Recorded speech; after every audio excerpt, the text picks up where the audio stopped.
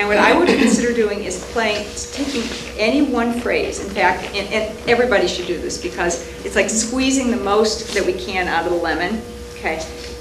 Just play any phrase, a very short something, whatever it is, just play any phrase. Okay, now do it again.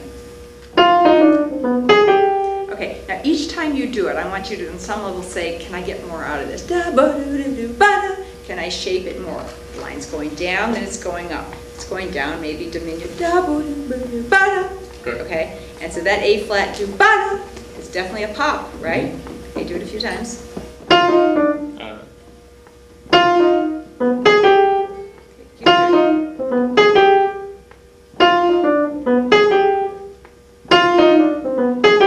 Okay, now you're giving it a good strong, on the downbeat, but I'm not saying we never stress downbeats, we certainly do. I'm in confirmation, right? But,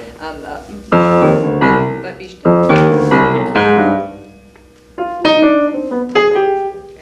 and just keep doing it, don't, yeah. Sing it. Everybody sing it. Give it more. A little bit more. Play like your life depended on it. More. Okay, now I want you to sing it. That's much better. Okay, already. You hear how his playing is starting to speak more? Okay? All right. That has to be, that's your beginning point dynamically of where you're starting. Okay? Because when you start with this, it's not translating. Okay. And you play some really nice material. But it's kind of like if I were to say to you, to be or not to be, that's the question. Okay. Okay, what's wrong? The material is cool, but how we're delivering it, not happening. Okay. Right. So have you ever seen that movie, Dead Poets Society? No. With Robin Williams? You should watch that movie. He has a student who is very gifted, who is not connected to the depth of his passion for literature. And they're reciting something, I think, by William Blake, I believe. And it's, I sound my barbaric yowp across the universe. And this kid is getting up saying, I sound my barbaric yowp across the universe. Now, what a colorful phrase, barbaric yowp. What does that mean? Like my primal thing, I'm letting it out to the world. And this kid kept saying, he said, no, more, more, more. And he finally made the kids stand up, the students stand up on the chair. And I have done this as well. And I will if I need to stand up on the chair and say, I sound my barbaric yelp. And the kid had a revelation. So I want you to sing this as if, this is like a Sound of Music up on the top of the hill, the hills are alive kind of moment, okay? Okay, sing that phrase. Ba-ba-ya-ba-doo-ba-ya. Okay, double it. Be-ba-da-ba-doo-ba-ya. Can you give it more? Be-ba-da-ba-doo-ba-ya. Not faster. Be-ba-ya-ba-doo-ba-ya. Okay, everybody do it. Ba-ba-da-ba-doo-ba-ya. More. Ba-ba-da-ba-doo-ba-ya. More. Ba-ba-da-ba-doo-ba-ya. One more time. Ba-ba-da-ba-doo-ba-ya. Okay, now play it. 3, 4. Okay, and if you sing when you're playing and try to make your playing like you're singing, Okay. it will translate. And people will hear you emotionally and feel you emotionally as a player. Right. And you know something?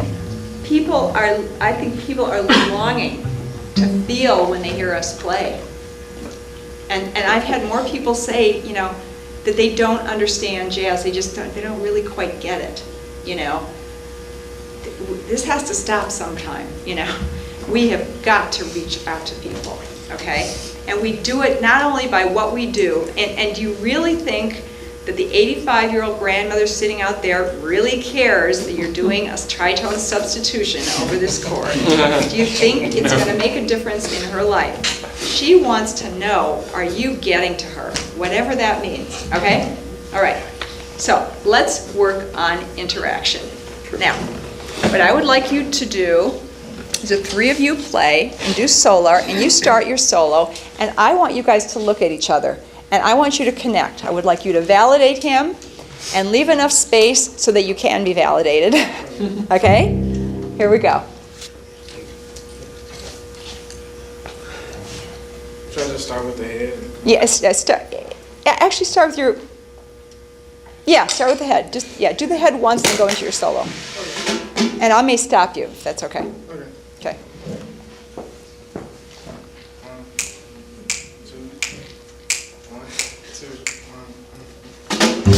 1, 2, 1,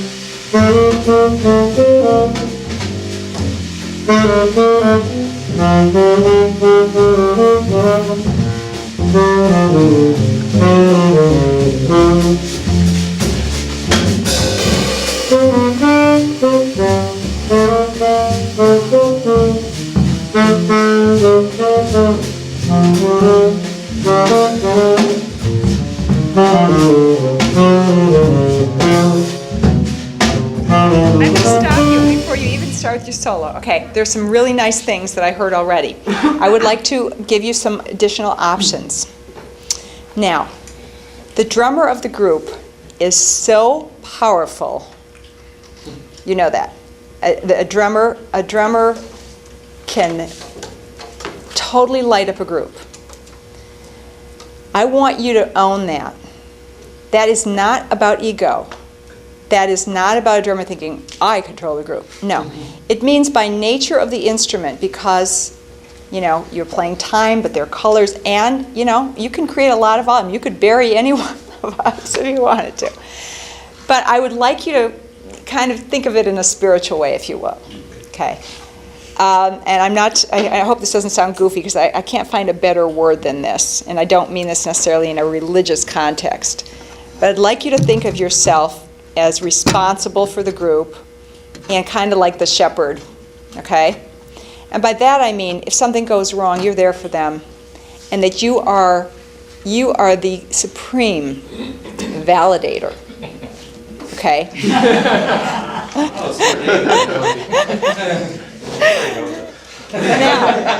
Now I'd like you to know that every time you do a comma or some kind of a response to what he's doing, you have the potential to send electricity through the group. It's like we get a shock. We do. You didn't know that. We do. Okay. I want to encourage you to do more in those spaces. And as if I were coming up to you, may I just do this? Okay. As if I'm coming up to you and going like that, okay? It's snap, crackle, pop, okay? So that, now he started out and was very mellow, okay? Which is how you played it the first time. And that's cool. But I want you to be aware that every melody has a shape. You have dee, dee, da, dee, da, da, dee, dee, da, da. Now, a simple rule of thumb, and of course this is not like universal, but a simple, easy way to think of it is the line's going down diminuendo if it's going up crescendo. So let's just take a second, and you and I sing it together, and I'd like you to take your hand, and and we're all going to go dee dee da dee da da dee dee da dee da dee da dee da dee da dee da dee. Now within every interval there's a potential shape. It's not just dee dee dee dee da da dee da da da. That is monotone. So we have to approach this, in that way, like classical music or like just music, okay? So I want you to overdo the shaping of it. Nobody ever said to a jazz musician, and this I can say even though I'm going on a limb here, gee, you played too expressively. Okay, now expressively doesn't necessarily mean it's a quiet ballad. Expressively could be shrieking.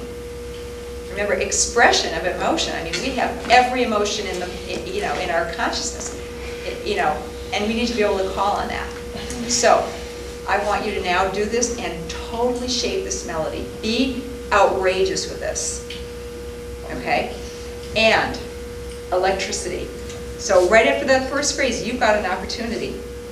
And the good news is that it's not about dropping bombs or doing huge fills or anything like that. You just go like that. That's enough. What that feels like is we feel like we're being goosed. We feel like someone just went, I heard you, and, you know, it's not only validation, but you're giving us a shot in the arm, okay? So that's your power to do that, and it's a beautiful thing, you know. Thank God for drummers. Okay, so here we go. 1, 2,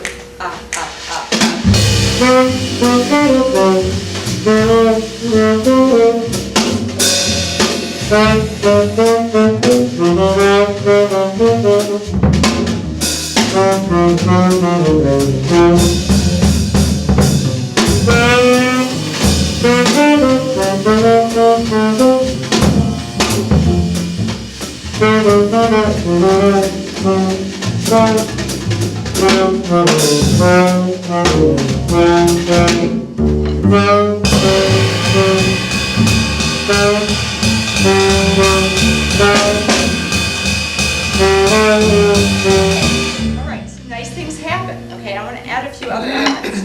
Now, obviously, you can make a decision to go into swing, into 4/4 right away.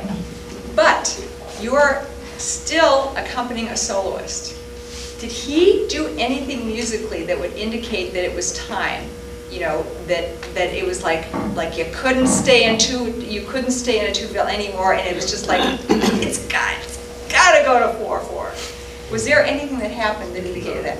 Yeah, you made a decision. Now that's okay, but to me, I would rather like check out what he's doing and say, maybe we're gonna kind of like just fool around here for a while in that broken 2-fill, which is a great place to hang, you know, because you can work on motivic stuff and there's a real conversation going on there. Plus, even better, you have headroom. You have somewhere to go, because what happens when you go into 4/4 intensity-wise? It increases the intensity. If you start out that way, you just left that whole mid-range behind, okay? So let's not assume it, but when you're ready to go into 4/4, when it just feels inevitable, everybody needs to go, okay?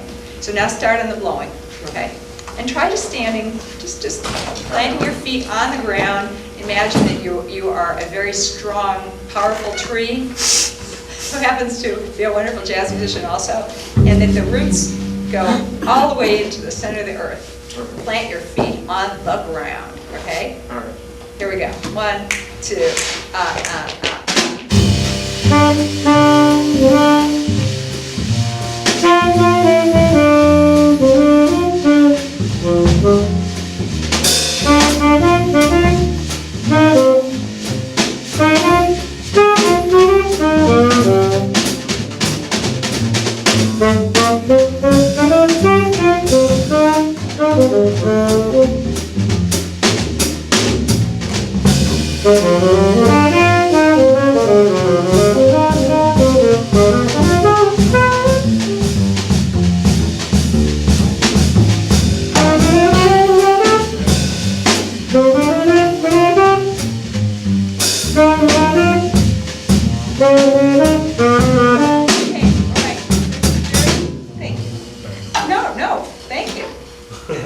Some very nice things. Okay, now, I notice that your eyes are closed. Oh, Okay? Yeah, I want you to be talking to each other.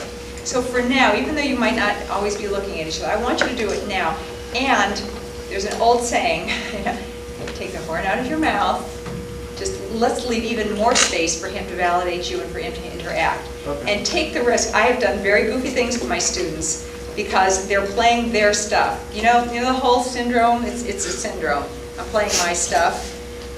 Well, that's this much in your consciousness. In reality, you have like at least the size of the space of this university to draw on, okay? And your stuff, the stuff that you practice and you know, there is magic way beyond those whatever that perimeter or that boundary is. If you let it happen and realize that there's this whole universe of stuff, you can play stuff you've never played in your life before because at that moment you just said, okay, I'm going to go for it, you know? And you won't be playing your stuff, you're going to be playing music, you're going to be in it so deeply. So, let's leave space, and if that's not comfortable, I've actually had students raise their hands in between their phrases. The reason that is a very potent exercise is that, one, it takes their hand off their instrument, so I know they're not playing. But two, it's like raise, they're saying put your hands in the air like you just don't care, Okay, well, anyway, I don't hear this before, but there is such a saying. By putting your hands up, it's saying, look, Ma, no hands. I am this confident that I am not going to screw up. I am this confident that I am going to know that I'll end up in the right place at the right time. And again, we won't necessarily get to everybody today, but I really recommend you to take your hand off your instrument when you're soloing. Do a phrase, let the time be there. So you can feel the comfort with just letting the band play and sing, hey, what needs to come next? As opposed to, I'm playing my stuff. Okay? So, lots of space. All right. Okay. All right. You're going to get so validated, you're going to be flying out of this room, I tell you. We're going to have, at least a foot off the ground. You're going to feel the love. Okay. 1, 2,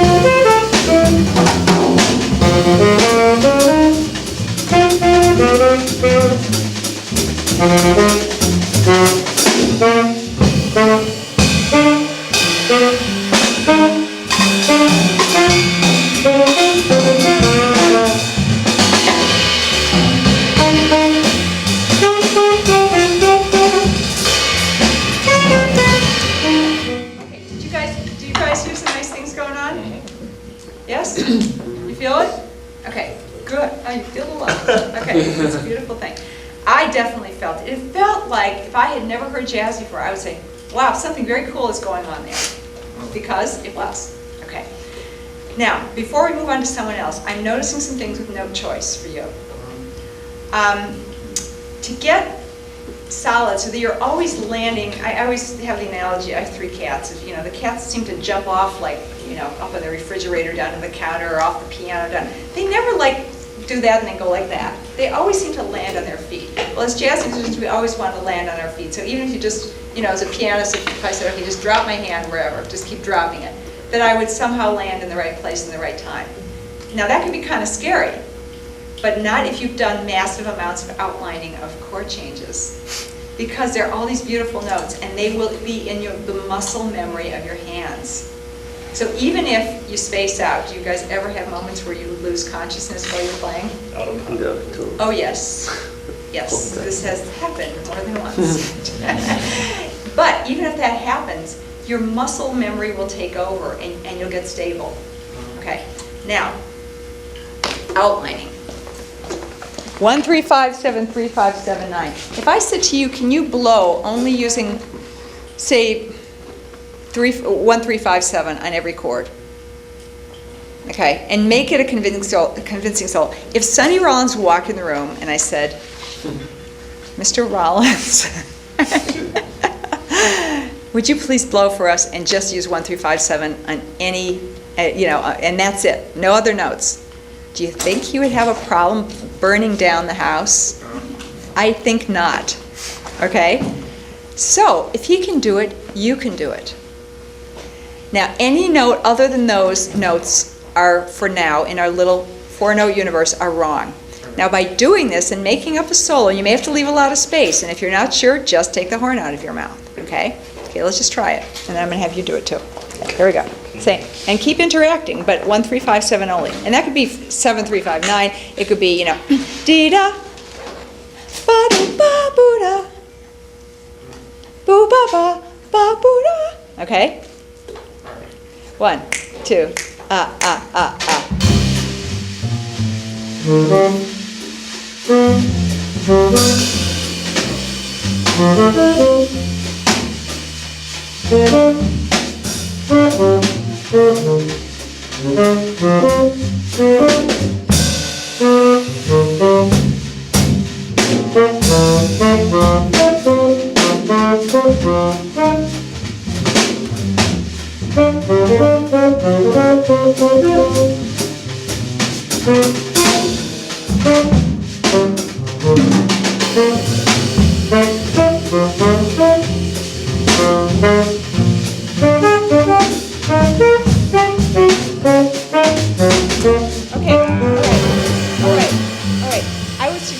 Tons of this. Now, I thought I heard a ninth here and there, but whatever. I would really keep it even simpler. There's a phrase, aim high in life. Yeah. Well, I want you to aim low. Okay. Now, what does that mean? Don't try to be hip. Don't try to create this, like, I want to create this wonderful solo. Be perfect. In other words, hit all the right notes and make up little nursery rhyme melodies. Because, Sonny can do it, Miles could have done it, any of your heroes could have done it. And I remember going to a recording session that Jimmy Heath was playing on, and they handed out an original composition. And you know what he did at sound check? Da da boo dee da da da dee da da da dee da da da dee da. Literally. He wasn't embarrassed because he knew the secret. He knew that by going through the whole tune that way, when it came time to record, those would be his anchor notes. Those would be his light posts. His what do you call it? In a harbor, the lighthouse. Lighthouse. Thank you. Those would be his anchors, his good notes, the butter notes, as Miles called them. Okay. Also 3, 5, 7, 9. So get really comfortable and keep it simple. And 1, 2, 1, 2, 3,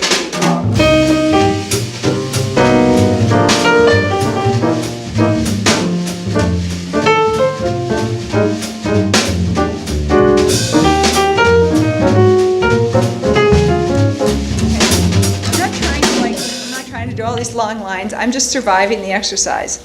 And if I do that, that will create mental grooves in my mind. Now, here's a question for you. You're in a field and you're walking from point A to point B every day, from here to there, and the grass is really high. What happens the first day? You get a bunch of bug bites. Okay, all right. Besides that, what else? Pick your feet up high. Yeah, the grass is really tall. Yeah. Okay. Right. What happens if you go to that same path every day There's going to be a at 30... Sorry, I gave it away. Yeah. At 30 days, what's that going to look like? Walkway. You're going to have a You're path. gonna have that. Same thing with doing this. When you do this, you are creating new neurological pathways in your brain that when you see C concert, you're just going to see C, E flat, G, B or B natural and D. You're just going to see it. It's going to be there. So no matter where you are, you're going to kind of end up being on the right note at the right time. And it's a beautiful thing to hear when someone is outlining and you really actually hear the chord changes of the tune. In my perspective, and I know we need to know our scales, but a player will sound better sooner if they focus on outlining, in my opinion, because, at least in my experience, if you give a student a scale, which we need to know our scales, you can end up on, it's not a wrong note, it just doesn't sound great, very easily. But these notes all sound great. So you've got 4 pieces of gold right here for each chord. All of those notes in any way will sound terrific. And if you do a ton of this, and I don't mean 5 minutes, I mean 20 minutes, where you just say, that's all I'm doing, and I'm going to keep it simple. I'm going to aim really low, and then I'm going to do 3, 5, 7, 9, and then I'm going to do double up, I'm going to do triplets. I'm going to do whatever with those notes. That will change your playing in a matter of days, so that when you are in these chord changes, you will be able to navigate. Okay? Great. Okay, you want to solo a little bit? Sure. You want me to do the same exercise? Actually, what I'd like you to do is, if you can outline Sure. and face our wonderful drummer and have a conversation with him. Okay. Here we go, and you can start with the blowing. Okay. 1, 2,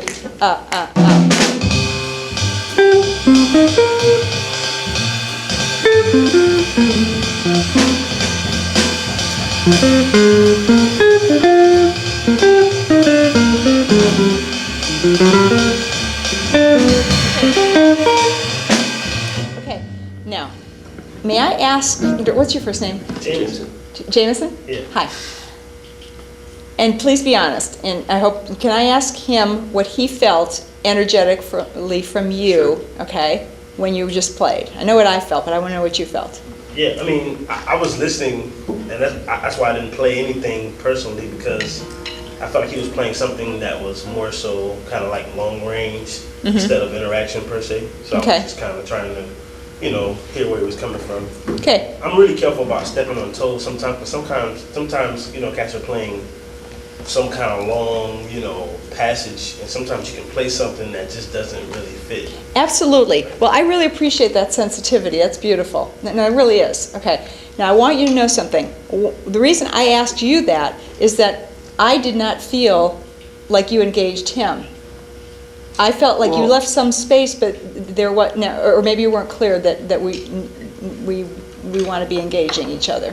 No, I just thought that, first thing I hear, it's like he's keeping it simple. So I was like, okay, I guess he's giving me space to do something. So we'll Yes. see where it goes. Okay, but remember, who's a soloist right now? I guess I am. That would be you, okay? In other words, you are setting the tone, and you are creating melodies. And he may instigate. The whole thing about instigating, you can instigate something, and someone could respond or not. And as long as it's not like this huge bomb that you're dropping, no harm done, right? So you do this, like when I did that to you, you can instigate stuff, and sometimes, in life, sometimes people aren't listening. It's just the way it is. Now, what do you do then? You hang out and you play well and you punctuate, or you listen to the melody in your head and you comp to that melody. Because when you feel that that person is really not listening, it's not for you, it's not for us to say, hey man, you're not listening to me.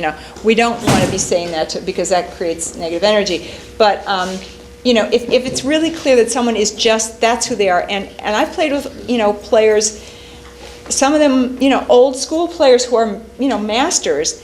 And I was very clear in my mind that it would not have mattered, if it were this rhythm section or any other rhythm section.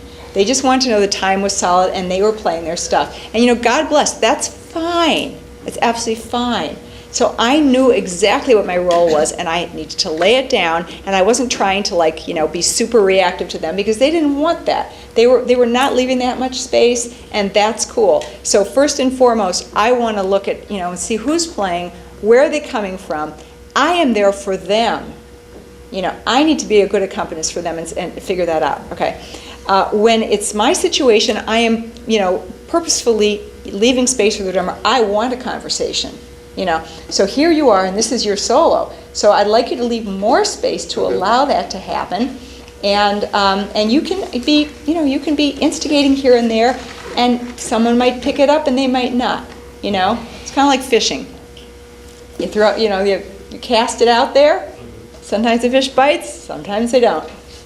I don't fish, but so I've heard. Okay, I think that's how it works. Okay, here we go. 1, 2,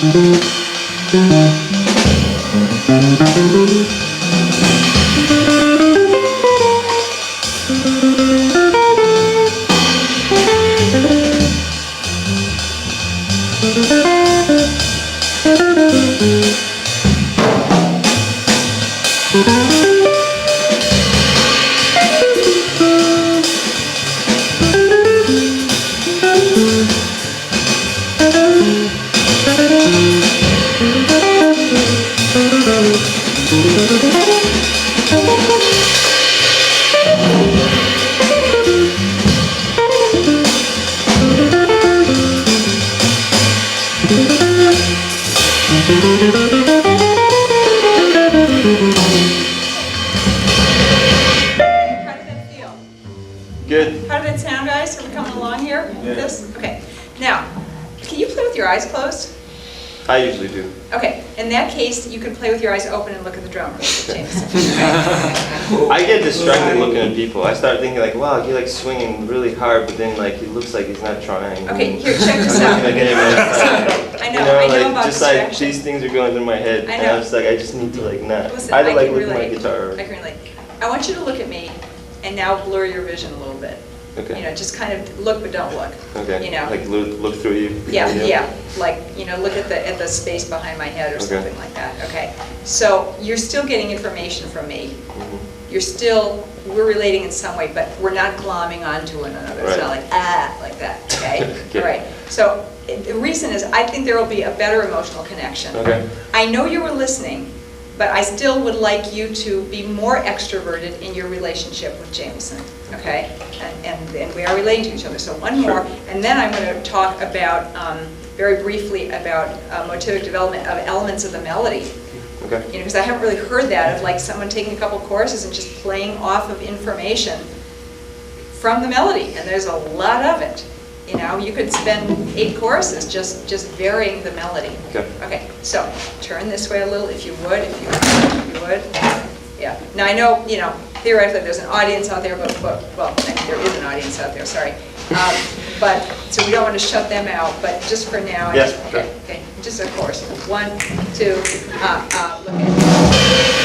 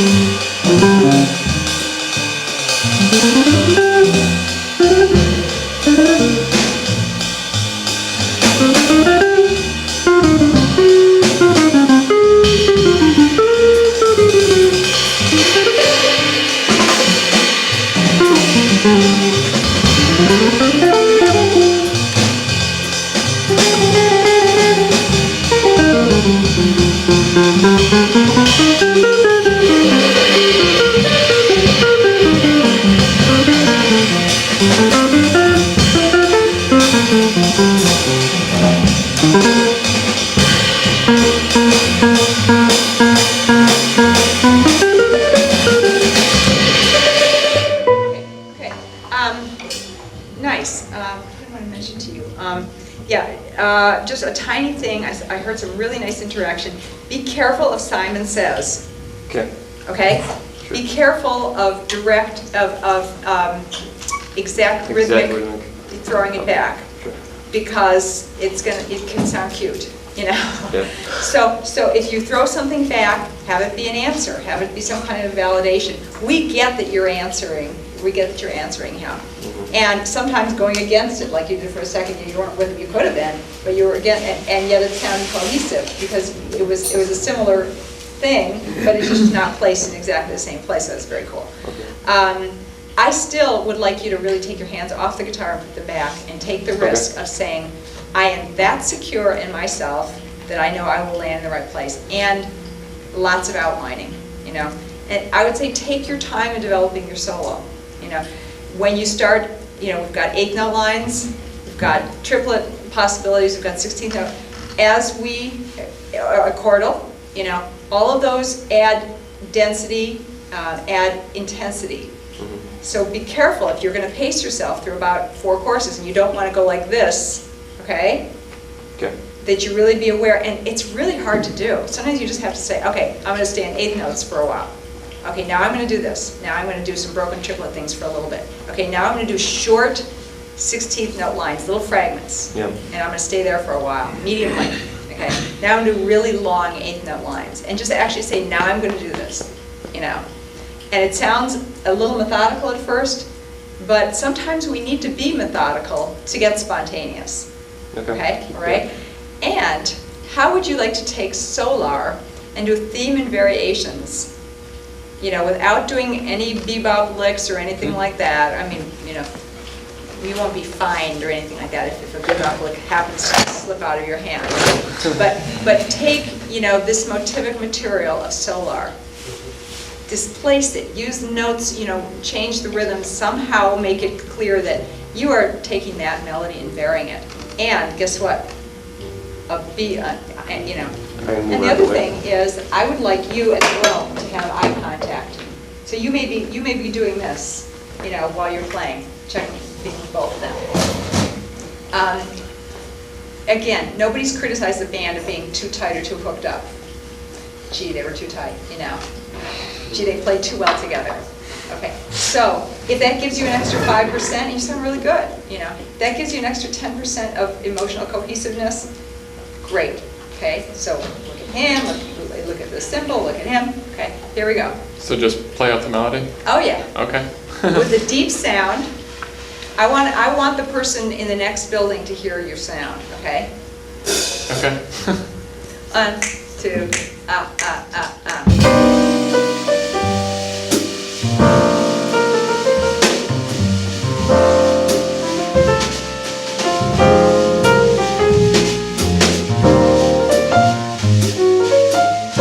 More sound, please. Thank you.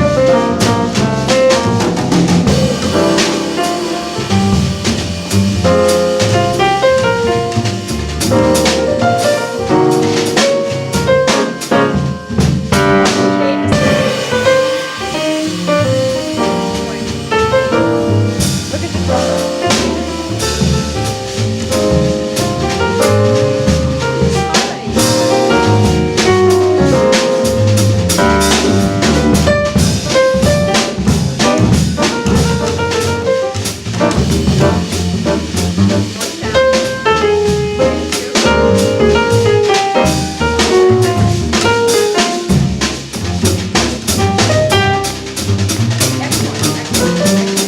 All right, now, we've got to stop, but another way to get comfortable with that is look for the target notes in the melody. So you got 1, 2, 1, 2, 3.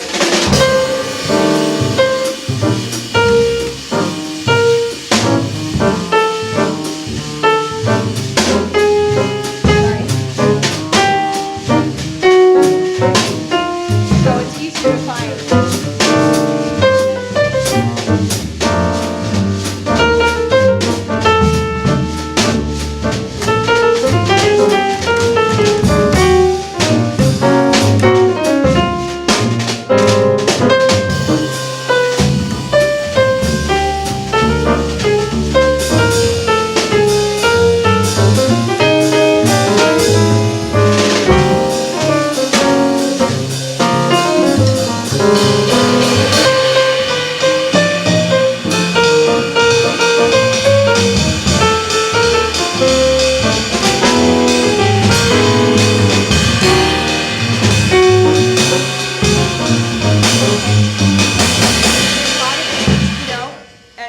I was trying stuff. I didn't necessarily like everything I was doing, but I was just trying to somehow stay with the shape of the melody so it sounded like it was connected to it.